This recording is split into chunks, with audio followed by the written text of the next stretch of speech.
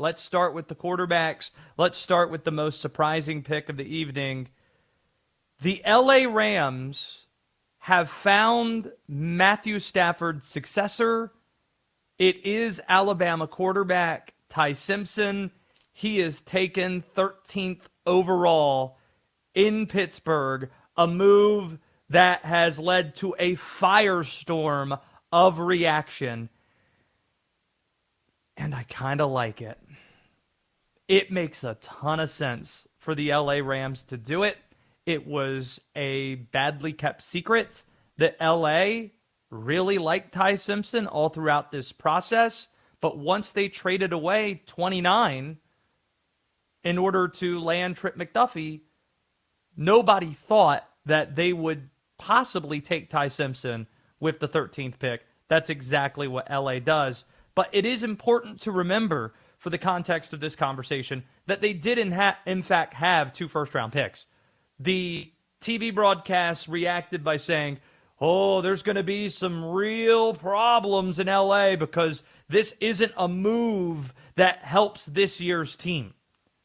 Could you have made more of a win-now move than what you did trading the 29th pick for Trent McDuffie? That is, by definition, a win-now move. You had 2 first-rounders this year. That was your pick, the 29th pick. You trade it to help this year's team. Right now, you're aggressive, bringing in a corner from Kansas City.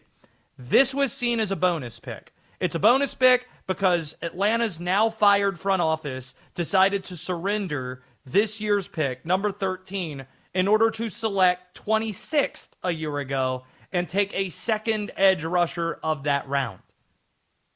That is awful management that Kansas City benefited from. They've already done the win now move with the 29th pick. They now help the future and look ahead by adding the quarterback. And it isn't like the Rams haven't made moves to improve this year's team. It's not like they surrendered capital in order to move up. This is not Green Bay moving up to take Jordan Love a few years ago. For one, Jay Glazer immediately reported that Matthew Stafford was looped into this. He was not blindsided by LA making this move. Number 2, Matthew Stafford has indicated he has 1, maybe 2 years left. Aaron Rodgers is still playing football. Well, we think. We don't know for sure if he's going to be a Pittsburgh Steeler this year. And number 3, they didn't move up to make the pick. They surrendered capital in order to take Jordan Love years ago. That's why this is completely different than that. Don't make that comp. But the other reason you like this, in a lab, could you have scripted a better situation for a quarterback to succeed in than what Ty Simpson is now stepping into? You're a first-round pick, yet there is no pressure for you to play right away. Nobody, regardless if you get off to a bad start, is going to be calling for Matthew Stafford to be benched. He's the MVP.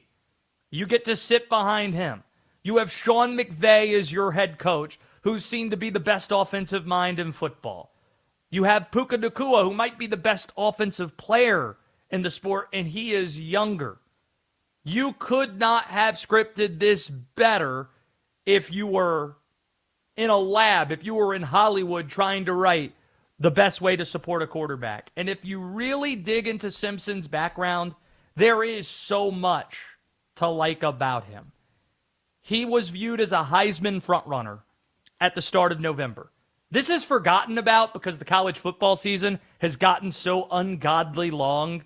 But when Alabama won 8 straight games and was cruising past teams in November and winning big games, third Saturday in October, beating Tennessee, for example, Simpson was the betting favorite, not Fernando Mendoza.